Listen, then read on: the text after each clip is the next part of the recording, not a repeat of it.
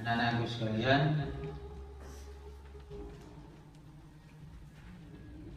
Allah Subhanahu wa Ta'ala adalah Rabb kita dan Rabb seluruh alam. Allah Ta'ala adalah zat yang mengatur kita dan zat yang mengatur seluruh alam. Allah Subhanahu wa Ta'ala adalah tempat bergantung seluruh makhluk.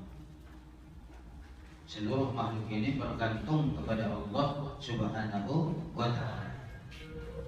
Qul huwallahu ahad, Allahus samad, lam yalid wa lam yulad wa lam yakul lahu kufuwan ahad. Katakanlah, qul, katakanlah, huwallahu ahad, dia Allah Ta'ala itu adalah zat yang esa. Allahus samad, Allah tempat bergantung seluruh makhluk. Lam yalid wa lam yulad, dia tidak beranak dan tidak diberanakkan. Wa lam yakul lahu kufuwan ahad, dan tidak ada yang setara dengan dia seorang. Allah Subhanahu wa Ta'ala zat yang dapat menunaikan keinginan-keinginan seluruh makhluk.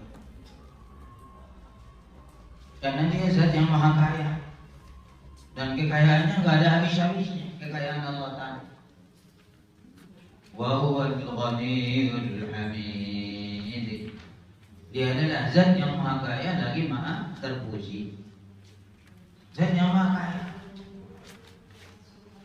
kekayaannya nggak ada habis-habisnya, nggak ada habis-habisnya kekayaan Allah Ta'ala.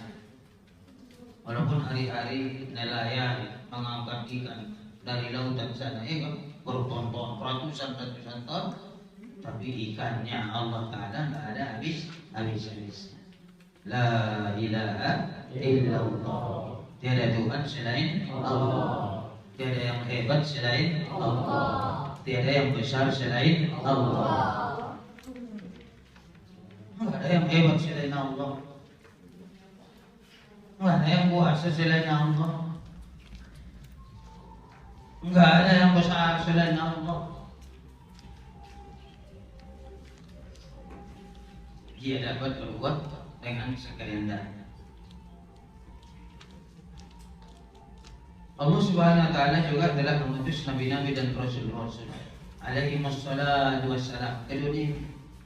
Lebih kurang 124 nabi dan rasul yang diutus Allah ke dunia. Semuanya punya satu misi, punya satu tujuan, yaitu mengajak manusia supaya mentauhidkan Allah. Sama semua misi daripada seluruh nabi-nabi dan rasul itu sama semua. Apa misinya? Mengajak manusia supaya mentauhidkan Allah Subhanahu wa Ta'ala. Ya ayyuhan nas qulu la ilaha illallah tuflihu, wahai manusia, ucapkanlah la ilaha illallah, maka kalian pasti akan sukses. Ini misi seluruh nabi-nabi dan rasul-rasul, sama semuanya, gak ada bedanya.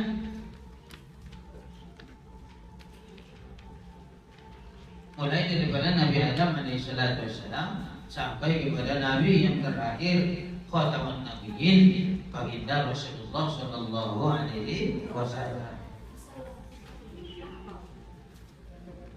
Kemudian perkara yang paling penting setelah iman kepada Allah Ta'ala ini, setelah kita beriman kepada Allah Ta'ala dan kepada Nabi kita sallallahu alaihi wasallam, perkara yang paling penting adalah perkara salat. Salat ini adalah hubungan seorang hamba dengan Allah. Salat ini adalah hubungan seorang hamba dengan Allah Subhanahu wa Ta'ala, yang dilaksanakan dengan konsentrasi batin, dengan merendahkan diri di hadapan Allah Subhanahu wa Ta'ala.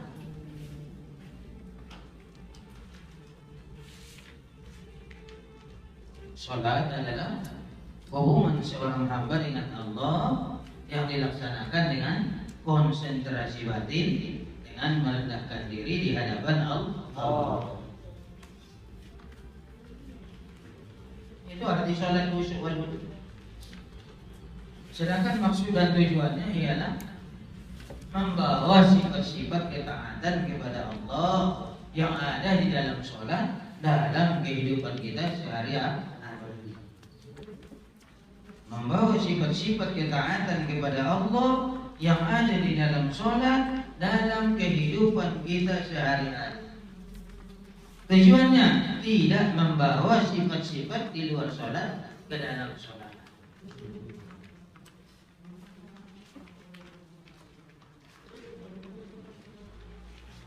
Fadilah-fadilahnya, apa fadilah daripada sholat khusyuk wal khudu'? Allah Subhanahu wa taala berfirman, "A'udzubillahi minasyaitonir rajim. Innas sholata tanha 'anil fahsya'i wal munkar." Sesungguhnya sholat itu benar-benar mampu mencegah seseorang daripada perbuatan keji dan munkar. Ada sebenarnya kalau sholat seseorang itu sudah diterima sama Allah Ta'ala, maka secara otomatis Allah Ta'ala akan menjaga dirinya mulai daripada ujung rambutnya sampai ujung kukunya, itu akan dijaga sama Allah Ta'ala. Allah akan jaga matanya dari yang haram. Allah jaga tangannya dari mengambil yang bukan miliknya. Allah jaga mulutnya dari perkataan-perkataan bohong, dari cakap-cakap kotor. Itu dijaga semua. Allah jaga kakinya dari melangkah ke tempat yang dilarang oleh Allah Ta'ala. Itu berkat dari apa tadi? Berkat daripada sholatul khusyuk wal khudu'. Innas sholata tanha 'anil fahsya'i wal munkar. Sesungguhnya sholat itu benar-benar dapat mencegah daripada perbuatan keji dan munkar. Kalau kita baca di dalam kitab tafsir kita itu, tafsir Jalalain itu, insyaallah di sana dijelaskan fahsya itu adalah dosa-dosa zahir, sedangkan munkar itu adalah dosa-dosa batin. Yang zahir pun Allah Ta'ala akan jaga dia, dari dosa-dosa batin juga akan dijaga sama Allah. Fahsya, dosa-dosa zahir, sedangkan munkar itu adalah dosa-dosa batin. Dijaga Allah dari sifat takabur, dijaga Allah daripada sifat dengki, dijaga Allah hatinya daripada sifat riya. Ini adalah keberkahan daripada sholat. Maka untuk itu kita perlu mengusahakan bagaimana sholat kita ini menjadi sholat yang diterima oleh Allah. Kita usahakan, setiap kita mengusahakan bagaimana upaya kita, usaha kita, sholat saya ini diterima sama Allah Subhanahu wa taala. Maka di antara usahanya adalah selalulah mendakwahkan pentingnya sholatul khusyuk wal khudu'. Selalu ajak orang untuk sholatul khusyuk. Ajak orang baik bagaimana kita melaksanakan sholatul khusyuk. Yang kedua,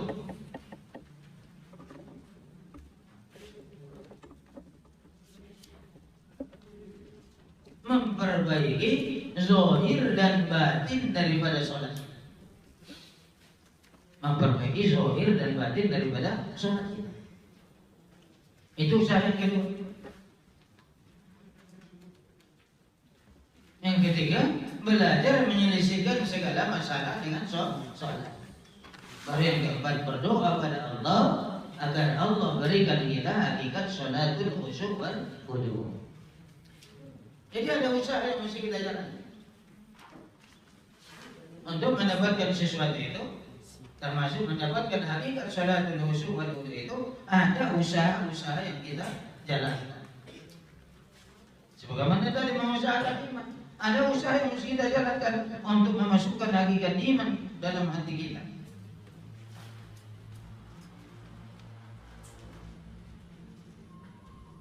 Pertama apa tadi? Mendapatkan sholat khusyuk wal khudu' itu selalu mendakwakan, mengajak orang lain supaya melaksanakan sholat khusyuk wal khudu. Yang kedua, apa usahanya? Memperbaiki zahir dan batin daripada sholat. Siapa yang tahu kira-kira mana zahir dari sholat? Ayo. Apa zahir daripada sholat?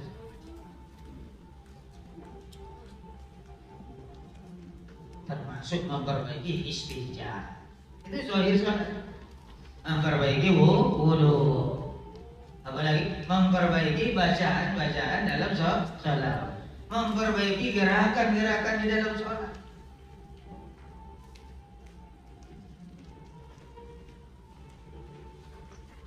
Dan juga memperbaiki batin daripada sholat. Batin daripada sholat itu adalah kehadiran hati kepada Allah. Maka di semua kita memperbaiki zahir dan batin sholat. Di antaranya tadi memperbaiki cara istinja. Istinja itu hukumnya wajib. Mungkin sudah pernah abang-abang kita yang alim pernah dengarkan ketika membaca bab istinja itu Nabi kita sallallahu alaihi wasallam pernah dengan sahabat melewati tanah berkuburan. Tiba-tiba unta yang dikendarai Nabi kita itu nggak mau lagi maju, nggak mau lagi jalan ke depan. Maka Nabi kita bertanya, wahai sahabat-sahabatku, tahukah kalian kenapa unta ini tidak mau lagi maju ke depan? Maka sahabat mengatakan, Allah dan Rasulnya lah yang lebih mengetahui. Maka Nabi kita sallallahu alaihi wasallam bersabda, sesungguhnya unta ini tidak mau lagi maju ke depan karena tidak tahan mendengarkan jeritan orang dalam kubur ini. Sesungguhnya dua kubur ini sedang disiksa, kata Nabi. Yang pertama, dia disiksa Allah karena tidak betul dalam istinja. Malam-malam nggak cebok, langsung tidur lagi. Disiksa dalam kubur.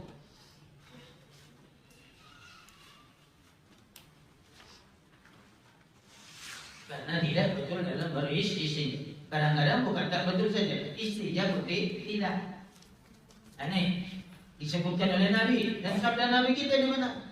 Kemudian yang satu lagi kata Nabi, dia disiksa karena selalu menceritakan keburukan saudara. Selalu menceritakan aib, kekurangan, keburukan saudara. Baik itu. Masa baik itu? Masa baik itu? Habib. Apa yang awak paham dari yang Buya sebutkan?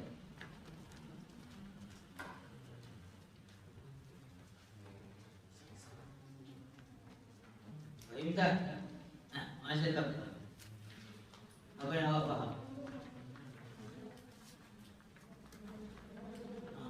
Unta yang dikendarai Nabi tak mau lagi jalan karena tidak tahan mendengarkan jeritan dalam kubur itu. Sesungguhnya dua kubur ini kata Nabi sedang disiksa. Satu disiksa karena apa? Karena tidak betul dalam istinja. Enggak betul saja dalam istinja disiksa, apalagi tak istinja. Yang kedua disiksa karena apa? Karena menceritakan keburukan saudara. Waliyahzubillah, kita berlindung kepada Allah Subhanahu wa taala. Perbaiki zahir dan batin. Istinjanya kita perbaiki. Gimana cara istinja? Ayo, siapa yang tahu cara istinja? Jongkok. Iya, jangan berdiri. Ya, jongkok itu ada. Dan itu ada di sana hikmah-hikmah, bukan main-main. Apalagi masuk ke WC dengan kaki kiri. Baca doa, Allahumma inni a'udzubika minal khubuthi wal khaba'ith. Jangan berlama-lama di WC. Selesai hajat keluar. Kemudian keluar dengan kaki. Iya, doanya ghufranaka alhamdulillahilladzi adzaba anil adza wa afani. Tutup kepala. Pakai sendal atau alas kaki. Istinja. Kalau dia orang air kecil berdehem-dehem. Itu adab. Supaya apa? Dipres di air kencing kita itu. Air kencing kita itu. Maka mudah-mudahan sampai tua nanti, mudah-mudahan tidak terkena penyakit prostat. Tahu prostat? Susah buang air kecil. Biasanya atau itu, kan? Mungkin atau itu dari dulu nggak pakai adab, kan? Dari sekarang pakai adab, jongkok. Itu kalau jongkok itu air kencing kita itu akan tuntas keluar. Nggak sama dengan berdiri. Masukkan lagi ya kan? Nggak sama, itu akan ada tersiksa itu di saluran kemih itu. Saluran apa namanya? Saluran palung itu. Mana orang Ipa sini? Saluran apa? Palung itu. Ada itu akan bersih, jongkok, berderet. Perbaiki isi jalan. Terus apa lagi sholat tadi? Memperbaiki wudu. Ini orang yang bagus wudunya ini digugur dosa-dosanya. Orang yang berwudu dengan baik, maka ketika dia basuh tangannya gugur dosanya dari tangannya. Berkumur-kumur gugur dosanya dari mulutnya. Dia basuh wajahnya gugur dosa yang dilakukan oleh matanya, hidungnya, mulutnya. Dia basuh tangannya gugur dosa dari tangannya. Begitu dia sampai ke kaki, maka perbaiki juga wudu. Nabi kita sallallahu alaihi wasallam bersabda, "Man shalla lillahi ala waqtiha wa asbagha wudu'aha wa atamma ruku'aha wa sujudaha wa khusyu'aha arajan wa hiya bayda'un musfirah." Taqulu abisakallah kama abistani. Barang siapa yang salat karena Allah tepat waktunya, dia sempurnakan wudunya, sempurnakan wudunya, disempurnakan sujudnya dan kehadiran hatinya kepada Allah, maka sholatnya ini akan naik menghadap Allah Subhanahu Wa Taala dengan rupa yang putih cemerlang. Sebelum dia naik, maka sholat itu akan berdoa, hafizakallah kama hafiztani. Semoga Allah menjagamu sebagaimana engkau menjaga. Perbaiki wudu. Kemudian apa lagi? Perbaiki bacaan-bacaan dalam sholat. Perbaiki gerakan-gerakan dalam sholat.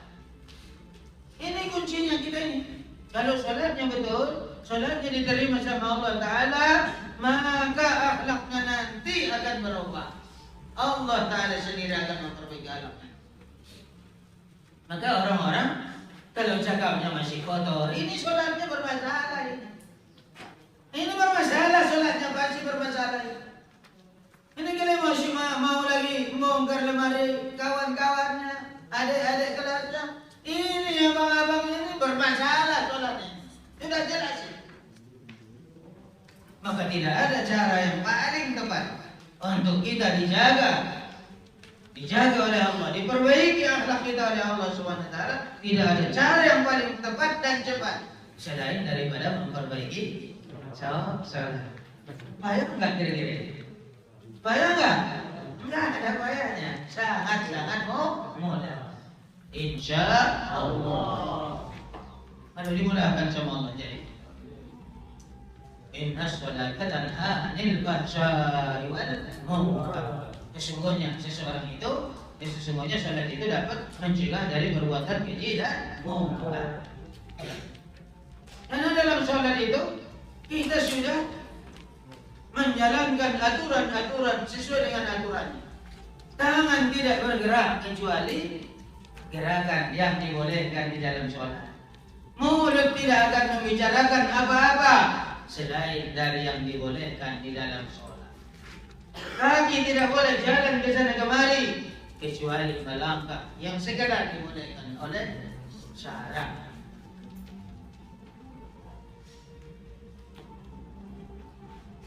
Kalau di asrama putra nggak ada, kehilangan lagi ya? Ada lagi kan? Nggak ada. Dulunya itu ya kan? Sekarang alhamdulillah masih ada ya? Masih ada. Kalau satu masih ada kehilangan. Jarang.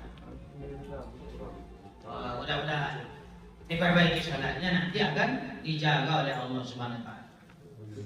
Ada satu riwayat menyebutkan satu orang yang baru masuk Islam dilaporkan kepada Nabi Sallallahu Alaihi Wasallam, "Ya Rasulullah, si fulan bin fulan sholat sunat sepanjang malam, Tapi pagi hari dia masih mencuri. Pagi hari masih mencuri. Cuma tadi ceritanya, seseorang melapor kepada Nabi Shallallahu Alaihi Wasallam, ya Rasulullah, fulan bin fulan sholat sunat sepanjang malam. Tapi di pagi hari dia masih mencuri. Lalu apa sabda Nabi kita Shallallahu Alaihi Wasallam? Bersabarlah kata Nabi.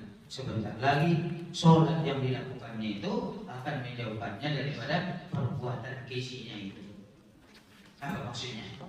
Seseorang insya Allah kalau dia ingin untuk terjauh, terhindar daripada perbuatan keji dan mungkar, maka sholat adalah cara yang paling cepat untuk menghilangkan kemungkaran itu. Bersedia insya Allah? Bersedia menjaga sholat? Bersedia menjaga sholat khusyuk dan wudhu? Kan apa-apa ya kan? Bahkan bukan itu saja, Allah Subhanahu Wa Taala akan memberikan keberkahan rezeki. Rezekinya nanti dimurahkan semua. Gak perlu buka-buka lemari orang. Gak perlu mencuri-mencuri. Allah kasih dia rezeki yang berkah karena sholatnya.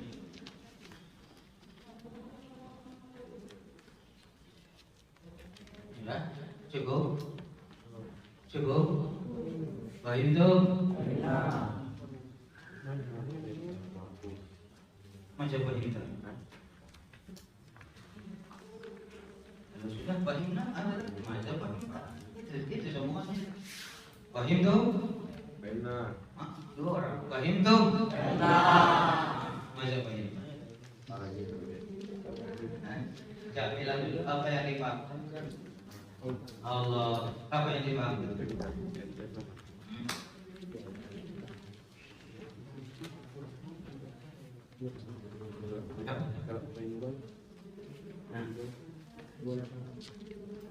Oh, alhamdulillah. Hari kan? Cara mendapatkan sholatul khusyuk wal wudu, kata Pak Rega, kan? Apa? Di antaranya adalah memperbaiki zahir dan batin sholat. Sholat termasuk memperbaiki istinja. Terus memperbaiki apa? Wudu. Masih baik. Habis. Masih baik.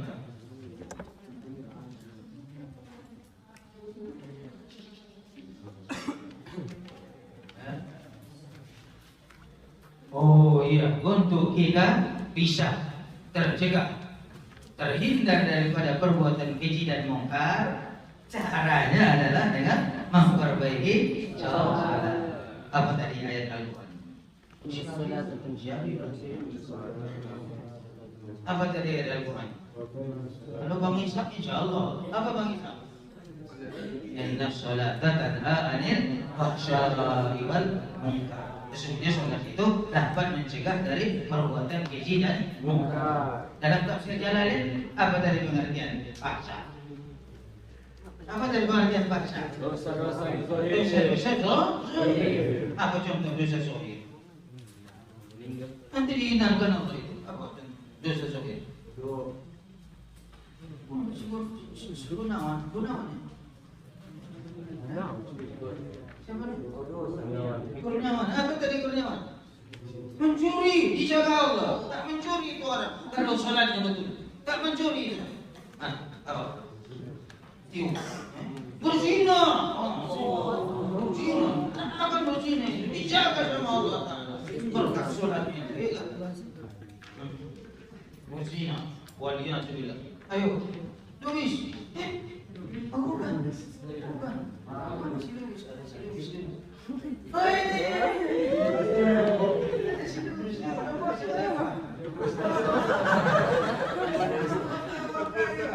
Kasih tahu mana?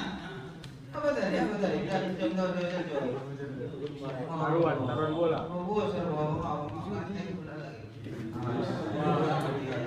Luar biasa. Itu cuma luar biasa. Jadi luar. Ayo. Apa bang? Judi, apa judi itu? baju online, baju apa-apa, karena sholatnya sudah diterima sama Allah. La ilaha illallah Muhammadur Rasulullah. Siapa yang hebat? Siapa yang kuasa? Siapa yang besar? La ilaha illallah. Tidak ada Tuhan selain Allah. Allah Malik, Allah Malik, Allah Razik. Sebut Allah SWT. Sari kami habis di negeri.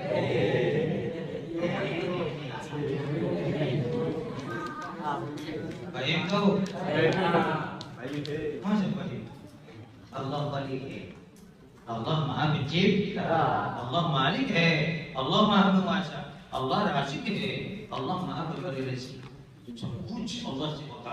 Segala sesuatu ini adalah ciptaan Allah. Sari kami habis di negeri. Kejayaan, kemuliaan, kesuksesan hanya dalam agama. La ilaha illallah Muhammadur Rasulullah. Apa misi daripada seluruh nabi dan rasul? Mengajarkan manusia, mengajak manusia supaya mentauhidkan Allah. Maka akidah, akhlak, dua-dua nggak bisa dipisahkan. Kalau akidahnya betul, kokoh, akhlaknya pun akan baik. Akidah itu kalau ibaratnya sawit, iya itu akarnya itu akidah itu. Bagus akarnya, sehat akarnya. Batangnya pun akan kokoh, daunnya pun akan lebat, buahnya pun akan banyak bosan-bosan. Itulah akidah, keyakinan yang kita mau tanamkan setiap hari dalam hati kita ini. Bahwa saya ini dilihat Allah, saya ini didengar oleh Allah, saya ini diketahui oleh Allah. Gak perlu CCTV, gak perlu banyak-banyak pengawas, gak perlu banyak-banyak pengawal. Allah Subhanahu wa Ta'ala lah yang mengawal saya. Kiraman katibin ya'lamuna ma taf'alun. Dua malaikat yang mulia. Yaf'aluna ma ta'lam, ya'lamuna ma taf'alun. Keduanya tahu apa yang kalian lakukan.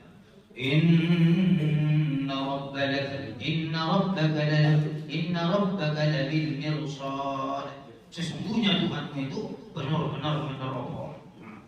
Benar-benar meneropong. CCTV dibuat sekarang, tapi CCTV bisa digunting. Dah. Oke, pakai apa itu? Pakai ninja, kan? Dapatnya lagi apa itu? Putus hubungan listrik di kilometer 50 dulu, kan? Waktu anggotanya Habib Rizik, kan? Diputus orang. Mana tahu? Gak nampak. Tapi CCTV-nya Allah tetap akan membongkar itu nanti semuanya di hari kiamat. Siapa yang melakukan itu? Itu CCTV Allah akan membongkar semua.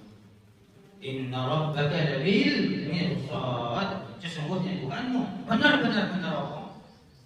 Tahu Allah SWT. Walaupun semua orang sudah ke Mesir, semua orang tidak ada lagi. Tahu Allah Ta'ala tahu kunci apa kau pakai, lemari siapa yang dibukanya, apa yang dia ambil. Walaupun mahkamah nanti dia gak ketahuan, walaupun diselidik dia tidak ketahuan, tapi nanti di akhirat apa di sana? Alaihissallahu bi'ahkamil hakimin. Bukankah Allah itu sebaik-baik yang mengadili? Itu pertanyaan. Alaihissallahu bi'ahkamil hakimin. Bukankah Allah itu sebaik-baik yang mengadili? Apa jawab kita kalau dibaca imam itu? Imam membaca atau seorang qari membaca ayat itu? Alaihissallahu bi'ahkamil hakimin. Disuruh jawab itu. Ditanya Allah kita, bukankah Allah itu hakim yang syahdi dalilnya? Itu perlu dijawab. Ayo, siapa yang bisa menjawab? Dapat minyak wangi satu botol. Minyak wangi. Ayo, apa jawab? Wala wa ana ala dzalika. Sekali lagi. Wala. Alhamdulillah. Maaf, satu botol. Bismillah. Wala wa ana ala dzalika minasyahidin. Itu benar. Wa ana ala dzalika minasyahidin.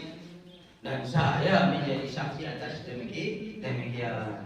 Alhamdulillah. Udah?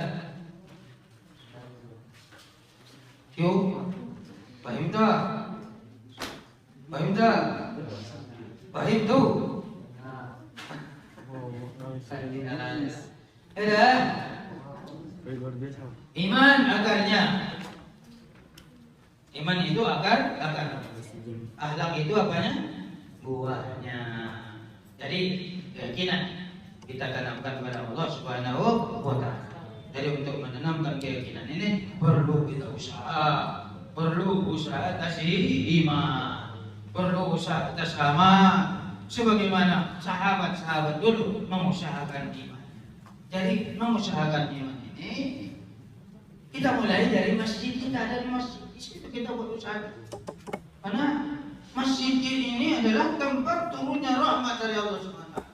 Maka kita hidupkan amalan-amalan masjid. Siapa yang tahu amalan-amalan masjid yang hidup di masa Nabi itu? Ada amalan itu? Apa pertama? Kalau salam sekarang mula-mula masuk dulu kelas 1 di Aliyah. Udah didengarkan ini. Ada 4 amalan Masjid Nabawi. Satu apa? Ta'lim.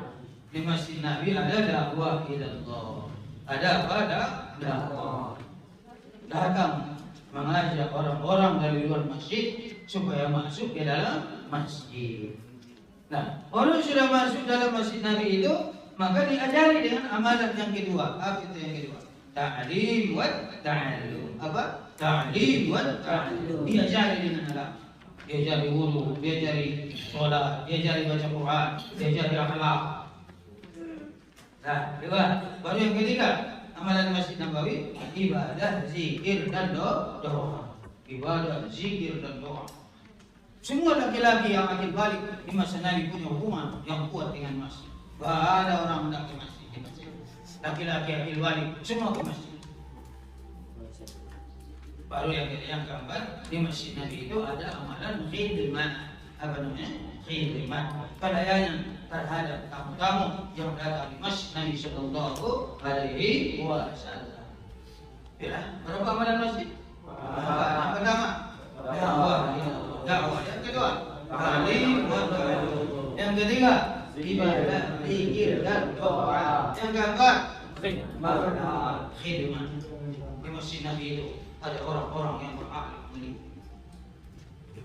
Fihi rijalun yuhibbuna an yatatahharu wallahu yuhibbul mutahhirin. Fihi, di dalamnya, di Masjid Nabi itu, rijalun yuhibbu an yatatahharu. Ada rijal, pejuang-pejuang yang sangat cinta dengan kesucian, kebersihan. Bersih badan, bersih pakaian, bersih lokal, bersih kamar, ya. Itu orang-orang beriman itu. Ini rijal yuhibbuna an yatatahharu wallahu yuhibbul mutahhirin. Dan Allah itu sangat suka dengan orang yang menyucikan diri. Berapa amalan Masjid Nabi? Pertama, dua, tiga, ibadah, zikir dan doa. Yang keempat, khidmat atau akhlak. Itulah kita buat di masjid kita. Itulah dia. Markas kita, masjid kita. Kalau masjid kita hidup dengan amalan-amalan, keberkahan datang, keberkahan datang.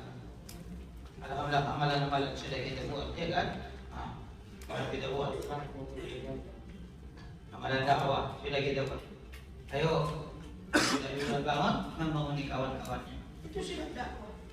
Ya kan? Ayo, datang lurah. Ayo deh, bangun. Tak jam lagi, seberapa jam lagi sudah mau subuh dibangun. Itu pahalanya tidak sama dengan orang yang hanya sholat. Orang yang sholat saja dibandingkan orang yang sholat dan mengajak kawan-kawannya untuk sholat, tentu pahalanya tidak sama. Tidak sama. Baru yang keduanya, orang yang sudah datang di masjid ini diajari dengan agama.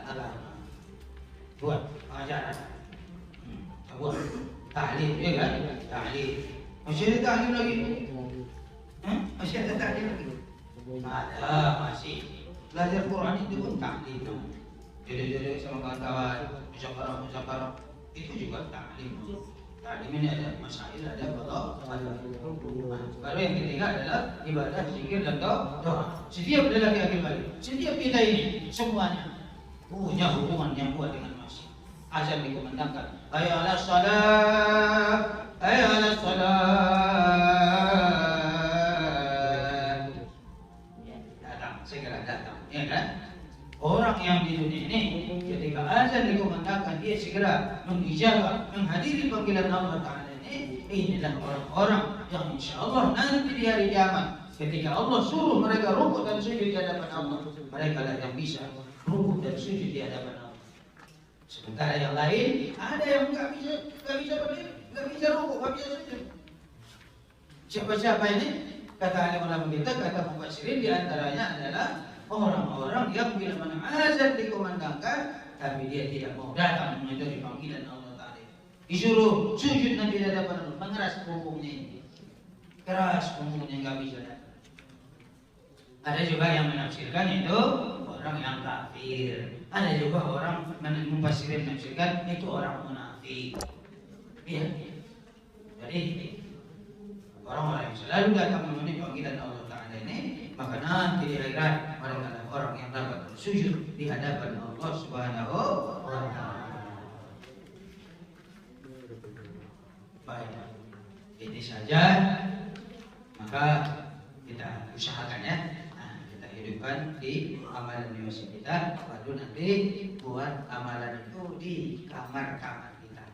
Sebagaimana amalan di masjid, maka di kamar pun kita buat. Di masjid ada musyawarah agama dakwah, maka dari kamar ke kamar buat tamu. Di masjid ada pembelajaran, ada belajar. Di kamar-kamar kita pun belajar baca Quran, zikir semua. Di masjid ada ibadah dan zikir, sholat di masjid, sholat fardu di kamar-kamar kita hiasi dengan sholat. Ya, sholat tahajud, sholat apalagi sholat qabliyah, sholat ba'diyah, sholat witir, hiasi kamar-kamar kita. Baru di sana kita menunjukkan akhlak yang baik dengan orang-orang datang di masjid, maka kita sesama kita pun dengan di kamar-kamar kita ini juga tunjukkan akhlak yang baik. Selalu memberi salam. Absus salam bainakum, kata Nabi. Sebarkan salam di antara. Jangan pula kita yang malu pula ucap salam. Anak pesantren di dalam pesantren malu pula ucap salam. Itu ngeri. Yang lebih parahnya lagi, sudah orang yang mau buat baik, ada pula yang mengejek, itu lebih parah lagi. Yang mengejek itu lebih parah. Ya kan? Ada juga itu. Alah sahabatnya, ya Allah Tuhanku.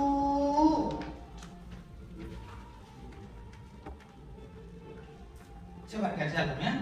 Sebarkan salam. Ada orang yang buat baik, maka kita sorong supaya kebaikan itu tersebar. Masuk ke kamar, assalamualaikum. Jumpa dengan kawan, assalamualaikum. Jumpa dengan ustaz kita, assalamualaikum. Jumpa dengan bimbing kita, assalamualaikum. Ini amalan ahli surga. Jadi kalau mau masuk surga itu termasuk dari dunia ini, sebarkanlah salam. Ma'ayal bazu min qawli illa qilan salam. Illa qilan salam. Jadi ucapan salam itu termasuk amalan-amalannya ahli surga. Baik, ini saja dulu yang dapat disampaikan. Mudah-mudahan ada manfaatnya untuk Buya sendiri dan juga untuk kita secara keseluruhan. Amin ya rabbal alamin. Billahi taufiq wal hidayah. Wassalamualaikum warahmatullahi wabarakatuh.